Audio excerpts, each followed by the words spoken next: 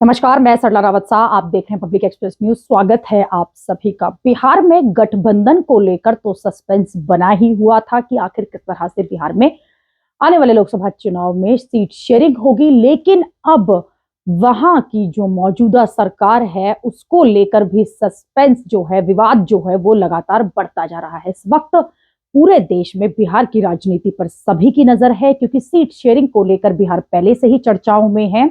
हालांकि अब वहां एक और विवाद जन्म ले चुका है, वो है आरजेडी वर्सेस जेडीयू। जी हां, दोनों ही पार्टियों की कलह अब सोशल मीडिया पर भी दिखाई देने लगी है। 24 जनवरी को दरअसल एक कार्यक्रम हुआ था जिसमें बिहार के मुख्यमंत्री नीतीश कुमार ने उस कार्यक्रम के दौरान ये कमेंट किया था, ये टिप्पणी की थी कि वो कभी भी परिवारवाद को साथ नहीं चलाते हैं और वो इसमें विश्वास भी नहीं रखते हैं, और ना ही उन्होंने कभी परिवारवाद को बढ़ावा दिया है। उनकी पार्टी ने कभी परिवारवाद को आगे लेकर नहीं गए हैं और वो इसके अब साथ नहीं दिख होते हैं, और उनकी पार्टी जो है हमेशा परिवारवाद के खिलाफ रहती है।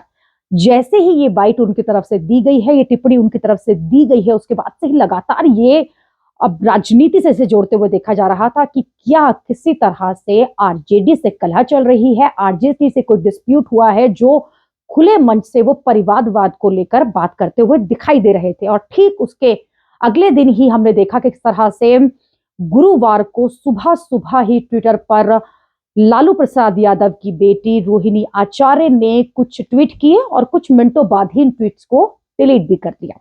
रोहिणी विदेश में रहती हैं और अपनी पार्टी और परिवार को बचाव को लेकर लगातार मुखर होकर अपनी बात रखती हैं, और यही वजह है कि गुरुवार को भी रोहिणी ने एक के बाद एक 3 ट्वीट करे, और इन ट्वीट के आने के बाद से बिहार की राजनीति में हलचल और तेज हो गई। हालांकि उसके कुछ मिनटों बाद ही रोहिणी ने अपने सभी ट्वीट्स जो थे उन्हें डिलीट कर दिया और सभी जो कमेंट्स किए गए थे उन्हें वहां से हटा दिया। इसको इससे जोड़कर देखा जाने लगा कि कहीं उन्हें ये सलाह तो नहीं दी गई और कहीं नीतीश कुमार को ये बात चुभ तो नहीं गई कि किस तरह से कमेंट किए गए थे, जो कि सीधे सीधे तीखे कमेंट थे, जिसमें ये लिखा गया था कि किस तरह से एक पार्टी को छोड़कर दूसरी पार्टी के साथ, जिनका तात्पर्य निकलकर अगर ट्वीट्स की बात की जाए वो यही आता था।